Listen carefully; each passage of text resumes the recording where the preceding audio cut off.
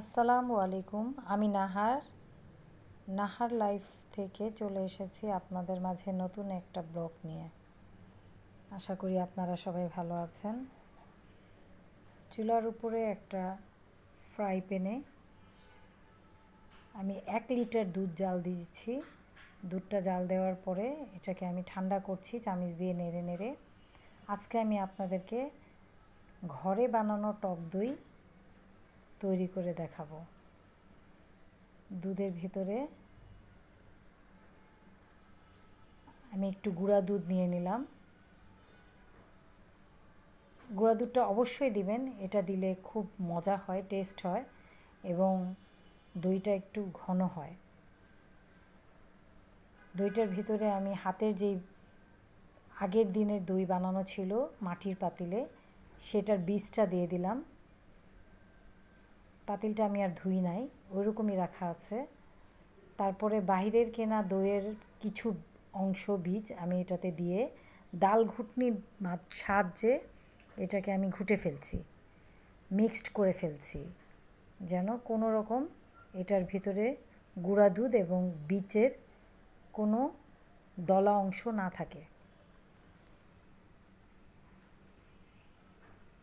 খুব ভালো করে এটাকে ঘুটনি দিয়ে ঘুটে একটু জাস্ট উপরে ফেনা ওঠা পর্যন্ত আপনাকে অপেক্ষা করতে হবে। যতক্ষণ পর্যন্ত ফেনা না ওঠে ততক্ষণ পর্যন্ত একটা ফোমের মতো উপরে উঠে যাবে দুধের থেকে, তখন আপনি ঘুটনিটা বন্ধ করে দিবেন। এই যে দেখছেন ফেনার মতো উঠে গেছে একটা ফোম।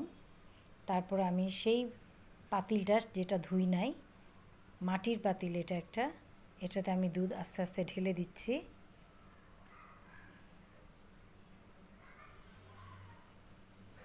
মাশাআল্লাহ, খুব সুন্দর উপরে ফোমের মতো হয়েছে জিনিসটা। আমি আরেকটু নাড়াচাড়া দিয়ে দিলাম যেন বীজটা ভালোভাবে মিক্সড হয়ে যায়। এখন এটা আমি ফ্রিজে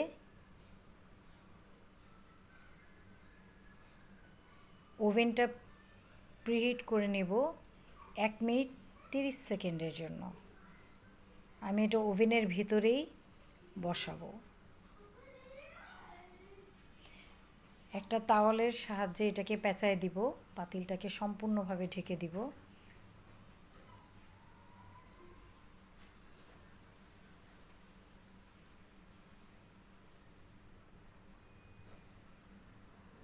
ওভেন প্রিহিট হয়ে গেছে।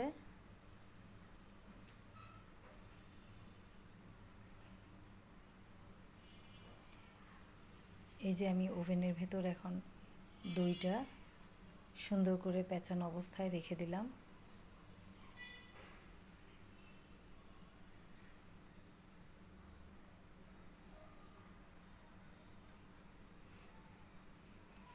ওভেনটা আমি এই পর্যায়ে বন্ধ করে দিব।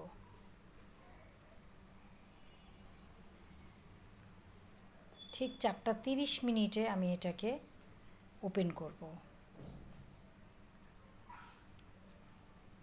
আমি 4টা 30 মিনিটে আসলাম। আমি খুব এক্সাইটেড দইটা কেমন জমেছে সেটা দেখার জন্য। ইনশাল্লাহ আশা করি খুব ভালোই হবে।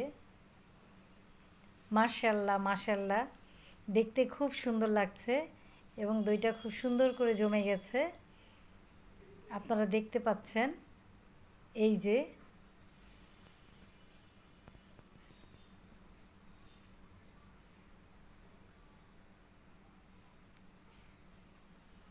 এটাকে আমি আধা ঘন্টার জন্য ফ্রিজের ভেতর রেখে দিব নরমালে।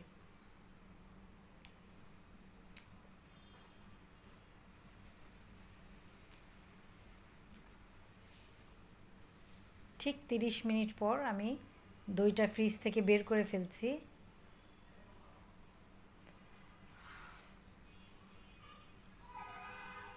এটাকে এখন ঢাকনাটা আনবক্সিং করব।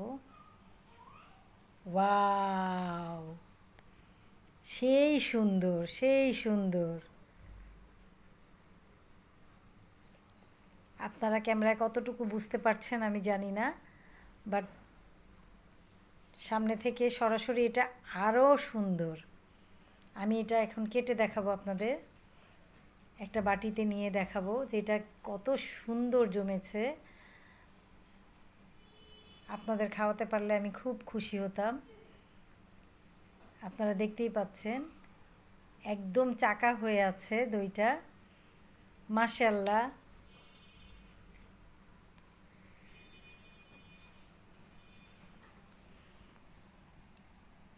মাশাআল্লাহ, ওয়াও।